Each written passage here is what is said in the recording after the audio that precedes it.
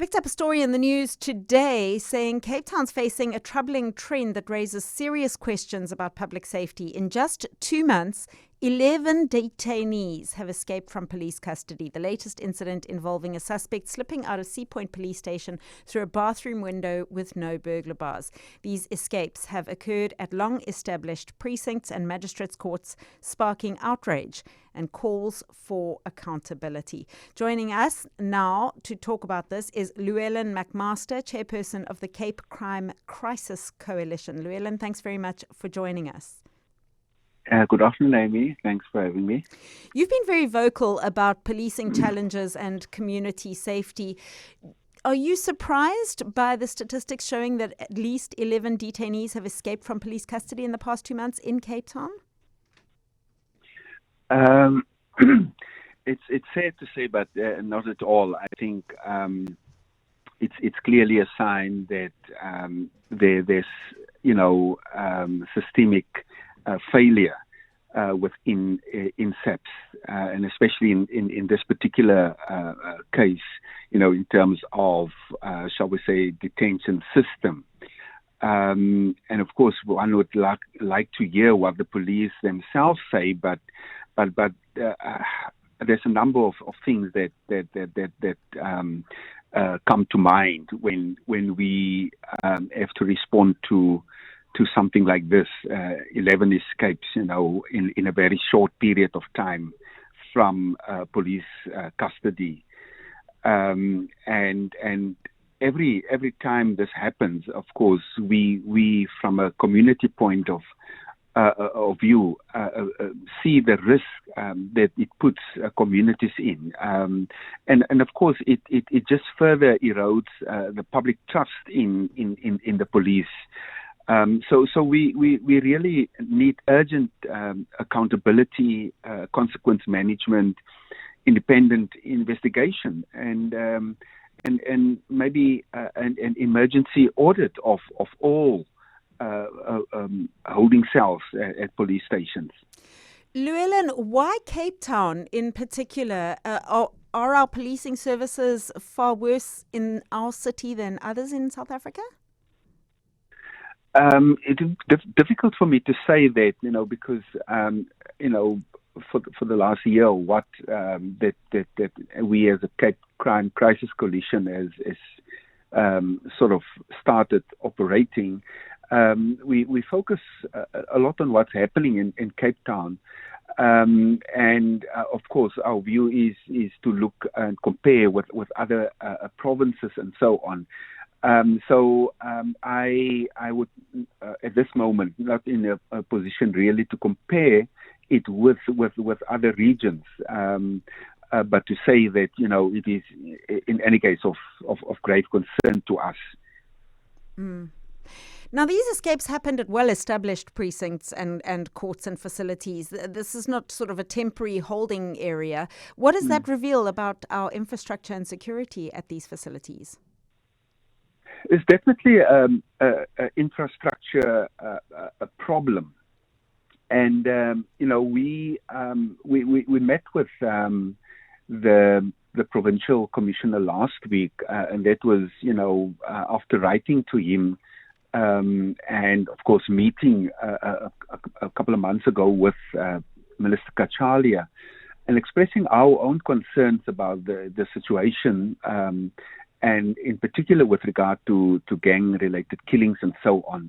But our engagement, of course, goes deeper, and it's become a refrain, when we engage and when we listen, even CPFs, talking who supposed to work very closely with police, local police stations, and there's always the expression. Or the expressed view that there's a huge problem in terms of infrastructure. One can add in this particular case, or cases like this, failures in procedures, in supervision, and also in terms of discipline. So there's clearly an institutional failure, and crumbling infrastructure, and of course negligent oversight is just contributing to a situation where people already don't feel safe because of the crime and so forth. So it is. It's almost unacceptable to say, or to hear that somebody can just slip out of a window, and the police on duty should have, of course, known that there's no burglar bars in. And I just take this particular case. So what is it? An attitude of we don't care? That is of great concern. What is also great concern to me, Llewellyn, is once a detainee escapes, climbing out a bathroom window or however they manage to get away, what is the likelihood of them being recaptured? Yeah. I read in this particular report, that in a number of cases, these guys that escape have been apprehended. But with a high crime, even allowing a person who is already arrested for certain crimes, of course, to escape, and even if that person is caught, just that shall I say window of opportunity that this particular person or persons have again to commit crime. That's part of what's making the situation scary. So we will have to hear from the police, and I think we emphasize the thing of consequence management. I mean, more than a year ago, when a high profile prisoner was moved from a high security prison to here to Caledon. And what we heard at that time was that the head of Caledon prison was not even aware that this man is coming to his prison. And in that particular case, the Minister of Correctional Services also promised consequence management, and we've never actually followed up with him to say, did it happen? Was anybody brought to book or disciplined for what's happening? And again, it comes to this thing: how can we trust a police? When instances like this also just sort of increase the notion that there's corruption and inside assistance that cannot be ruled out in many cases. So who pays the price? It's the public, And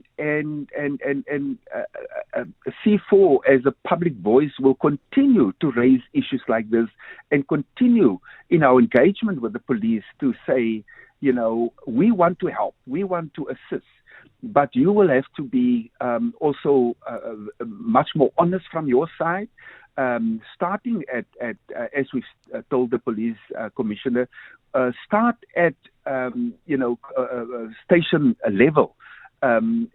Start with the hotspot areas and retrain station commanders and see what's needed to improve. You also know that we've called and that we've written to the Premier to declare a disaster. State of disaster in especially police prisons, because it's more than just a police problem. In the end, it's really about public safety, and that is a big concern for us. We'll have to leave it there, Llewellyn, but thank you very much for joining us. Chairperson of the Cape Crime Crisis Coalition, C4, Llewellyn MacMaster.